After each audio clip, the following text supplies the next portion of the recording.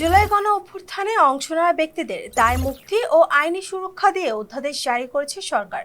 রোববার রাতে আইন মন্ত্রণালয়ের লেজিসলেটিভ ও সংসদ বিষয়ক বিভাগ এই অধ্যাদেশের গেজেট প্রকাশ করে। এর আগে গত 15ই জানুয়ারি উপদেষ্টা পরিষদের বৈঠকে অধ্যাদেশটির খসড়া অনুমোদন দেওয়া হয়েছিল। অধ্যাদেশে বলা হয়েছে 2024 সালের জুলাই ও আগস্ট মাসে ছাত্র জনতা একটি সর্বাত্মক গণ অভ্যুত্থানে অংশ নেয়। এর লক্ষ্য ছিল ফ্যাসিস্ট শাসনের পতন ঘটানো এবং গণতন্ত্র, মানবাধিকার ও আইন শাসন প্রতিষ্ঠা।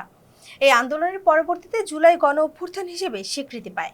অধ্যাদেশ অনুযায়ী গণ অভ্যুত্থানে অংশ নেওয়ার কারণে কারো বিরুদ্ধে দায়ের হওয়া সব দেওয়ানি ও ফৌজদারি মামলা প্রত্যাহার করা হবে। এমনকি একই কারণে ভবিষ্যতে নতুন কোনো মামলা বা অভিযোগ দায়ের করা যাবে না। অধ্যাদেশে বলা হয়, গণ অভ্যুত্থান চলাকালে ফ্যাসিবাদী সরকারের নির্দেশে নির্বিচার হত্যাকাণ্ড ও সন্ত্রাস হামলা চালানো হয়।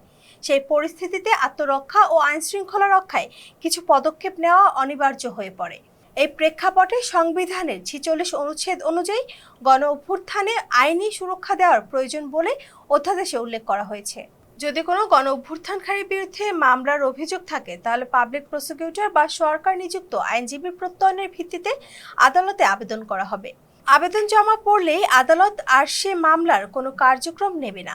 মামলা প্রত্যাহার হয়েছে বলে গণ্য হবে এবং অভিযুক্ত ব্যক্তি অবিলম্বে খালাস পাবেন। তবে জুলাই গণ অভ্যুত্থানকালে হত্যাকাণ্ডের অভিযোগ থাকলে তা জাতীয় মানবাধিকার কমিশনের দাখিল করা যাবে। কমিশন অভিযোগ তদন্ত করবে, তবে পুলিশ বা আইন শৃঙ্খলা বাহিনীর বর্তমান বা সাবেক কোনো সদস্যকে তদন্তের দায়িত্ব দেওয়া যাবে না।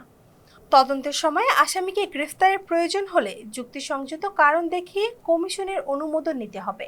যদি তদন্তে দেখা যায় ঘটনাটি বিশৃঙ্খলার সুযোগে অপরাধমূলক অপব্যবহার ছিল, তাহলে বিষয়টি আদালতে পাঠানো হবে। আর যদি দেখা যায় বিষয়টি রাজনৈতিক প্রতিরোধের অংশ, তাহলে কমিশন ক্ষতিগ্রস্ত পরিবারকে আর্থিক ক্ষতিপূরণ দেওয়ার নির্দেশ দিতে পারে। এক্ষেত্রে আদালতে কোনো মামলা করা যাবে না।